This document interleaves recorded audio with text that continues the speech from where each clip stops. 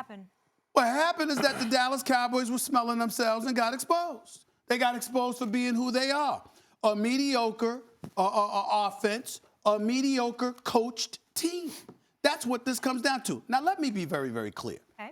All joking aside, because we all know I like to hate on the Cowboys only because of their fan base. Not the players, not the team. It's their fans. I can't stand them. But having said all of that, I'm going to be objective here. Their defense is big time. There's no question about it. They got punched in the mouth yesterday. When you got this kid, Mack, rushing for 139 yards on 27 carries, Marlon Mack? I mean, come on now. I mean, you would have thought Ezekiel Elliott was running for the Colts. Two TDs. I mean, and 2 touchdowns. So they ran all over them. They beat them up at the line of scrimmage. This kid, Quentin Nelson, is something special, okay? And this kid, Samuel, on the other side of the offensive line, is no joke either.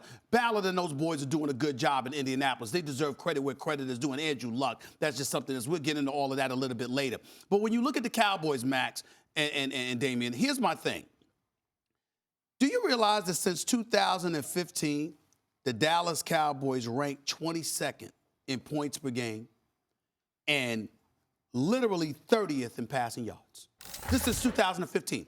What is Jason Garrett's background? Is it that offense? Am I correct? Am I right in saying that, Damien? Doesn't he have an offensive background? Was it just the golden boy as an offensive coordinator who was getting paid the same amount as the head coach of Wade Phillips that time because he was the coach in waiting? Offense is your signature. We had Louis Riddick come on this show and talk about how teams want offensive coordinators. Why? Because the innovation that has taken place and the evolution that has taken place within the National Football League. If you're a defensive coordinator, you usually don't last long. Then they got to get rid of you, bring in somebody, change systems or whatever. But if you have an offensive mind, that usually bodes well for you. Well, that's Jason Garrett's background. Hasn't boded well. Scott Linehan has been there since 2015. Hasn't boded well. My last point is simply this.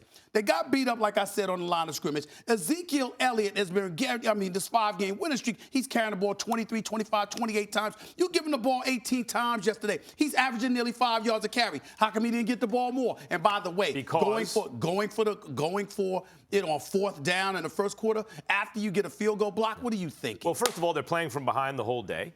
Secondly, that Colts defense was really good. The run defense was really good. But I want to get to this. What happened to the Cowboys? Dak Prescott is not a great quarterback. I don't think he's a bad quarterback. He's okay. He's fine. And what happened to the Cowboys were the Indianapolis Colts, who, if we're talking real sleeper picks to win the Super Bowl, I like the Chargers out of the AFC. Colts are my sleeper pick right now, and I'll tell you why. Their O-line got healthy. This time of year, look for the teams with the healthy O-line, the hungry defense, check. The running game, check. And the great quarterback. Andrew Luck is a great quarterback in his prime. He is entering the MVP conversation. I know they were run heavy, but Luck has done exactly what they needed him to do since he got healthy this year.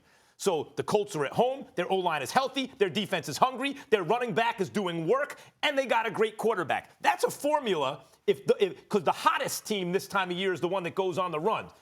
The Cowboys don't have a great quarterback, and that was the difference yesterday. Max, you're right to a certain degree. The Indianapolis Colts are for real.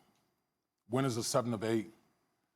They've done a tremendous job as far as their personnel is concerned, particularly protecting Andrew Luck, which they haven't done for years up until Chris Ballard's gotten there. Basically, what the Indianapolis Colts did is what Dallas has been doing to people on this winning streak, which is identity on defense, getting after people defensively, particularly up front, running the football, controlling the clock, and Dak making plays here and there. Well, guess what? They go up against an Indianapolis Colts squad that pretty much shut all that down and put it all on Dak to make plays. The defense didn't show up. Again, they got punched in the mouth. Ezekiel Elliott, now he didn't get enough carries, but in goal-to-goal situations, the Cowboys, they ran into a brick wall. They just couldn't score. Brick wall. And How when many more carries did he get? And when you're falling behind, guess what's the first thing that a play call is going to do? They're going to panic, and they're going to throw the football, and they're going to put it in the hands of the quarterback. And I've said it time and time again. I am not a believer in Dak Prescott when it comes to putting a team on his shoulders and making plays. This is a team that's built on defense first, running the football, and letting Dak play off of Ezekiel Elliott. And clearly, when the game is on the line, when those aspects of the team is now not in sync, not clicking, Dak can't put it on his shoulders and make the plays. Cooper under 32 yards, Zeke under 100 yards. That has been their formula. Yeah, 4 receptions for 32 yards for Amari Cooper. Here's my problem with what you just broke down. It's real easy to say Dak Prescott. I get that. I understand what both of y'all are saying. How in the hell do y'all just bypass my point about Jason Garrett and Scott Linehan? No, I'm not. That's a big deal. But here's the thing. I'm not bypassing that, but you got to understand the mindset of a play caller, okay?